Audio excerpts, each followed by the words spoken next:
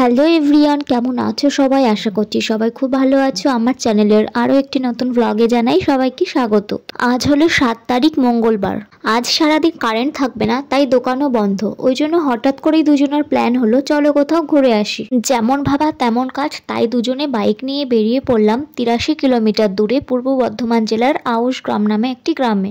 আমরা নাদনঘাট পার করলাম আর রাস্তাটা দেখো আর রাস্তাটা কিন্তু ফাঁকা, দারুণ লাগছে।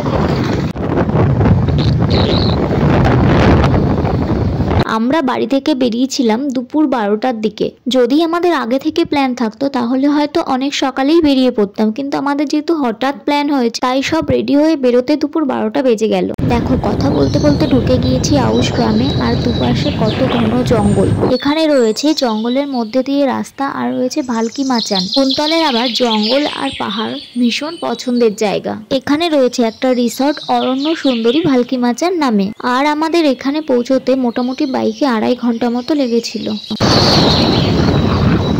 এই দেখো, আমরা চলে এসেছি অরণ্য সুন্দরী রিসর্টে।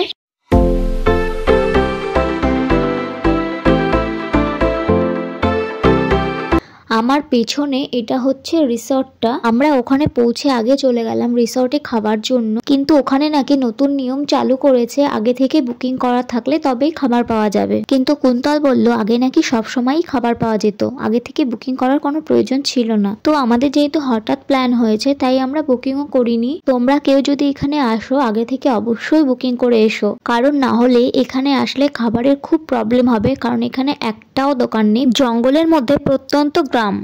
তো যাই হোক, পেটে প্রচন্ড খিদে নিয়ে রিসোর্টের সাথেই একটা পার্ক করা আছে, সেটাই ঘুরে দেখলাম।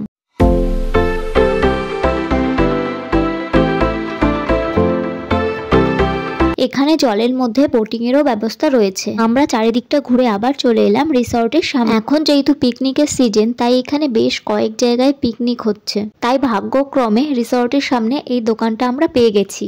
এখান থেকে দুজনের 2 কাপ কফি আর কেক নিয়ে নিলাম। এই দোকানটা হয়তো সব সময় থাকে না, এখন পিকনিক হচ্ছে বলে এই দোকানটা করা হয়েছে, না হলে এখানে কোনো খাবারের দোকান নেই। খাবার পেতে হলে 7-8 কিলোমিটার দূরে গিয়ে হয়তো তুমি চপ মুড়ি পেতে পারো। এখানে কোনো ভাতের হোটেল বা রেস্টুরেন্ট কোনো কিছুই আমাদের চোখে পড়েনি। তো যাই হোক, এ এক নতুন অভিজ্ঞতা। কফি আর কেকটা খেয়েই আমরা এখন যাব ভালকি মাচানে।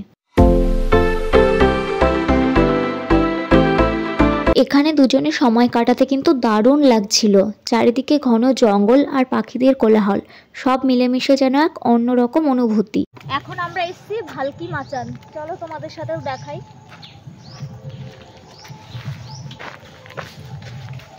কথিত আছে আগে এই মাচানে বসে এখানকার জমিদাররা নাকি ভাল্লুক শিকার করত, সেই থেকে এর নাম হয়েছে ভালকি মাচান। ভাল্লুক থেকে এসেছে ভালকি। এই মাচানের একদম মধ্যখানে রয়েছে একটা সুড়ঙ্গ, এটা কিন্তু লোহার গ্রিল দিয়ে ঢাকা রয়েছে। তারপর মাচানের চারিদিকটাও একটু ঘুরে দেখলাম। যারা জঙ্গল ভালোবাসো, এরকম নির্জন একটা জায়গার খোঁজ করে থাকো, তাদের জন্য এই প্রত্যন্ত আউশ গ্রামের ভালকি মাচান জঙ্গল একদম পারফেক্ট জায়গা। ভীষণ পরিমাণে মনোমুগ্ধ করবে এই জায়গাটা তোমাদের। এই জায়গাটা পরিচর্যা করলে এখানে কিন্তু ভালো একটা টুরিস্ট প্লেস হতে পারে। এরপর বেশ খানিকটা জঙ্গলের এই রাস্তা ধরে এগিয়ে চললাম। আর হ্যাঁ, আরেকটা কথা বলতেই তো ভুলে গেছি, আমরা এসেছি গুসকরা হয়ে, আর গুসকরা থেকে শান্তিনিকেতন কিন্তু মাত্র 45 মিনিটের রাস্তা।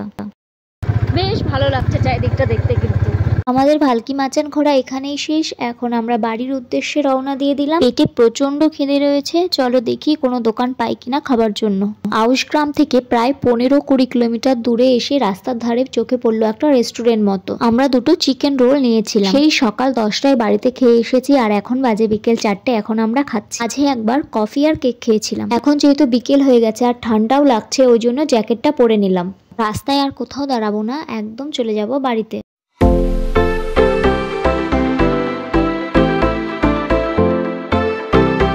এখন বাজে সন্ধ্যে 6:30 আর আমরা চলে এসেছি বাড়িতে। এখন ড্রেস চেঞ্জ করে চা খেয়ে একটু রেস্ট নেব, আর কুন্তল যাবে দোকানে। আমাদের এই ছোট আউশ গ্রাম ভ্রমণটা তোমাদের কেমন লাগলো কমেন্ট করে জানাও। ভালো লাগলে অবশ্যই একটা লাইক করে দিও। বাই।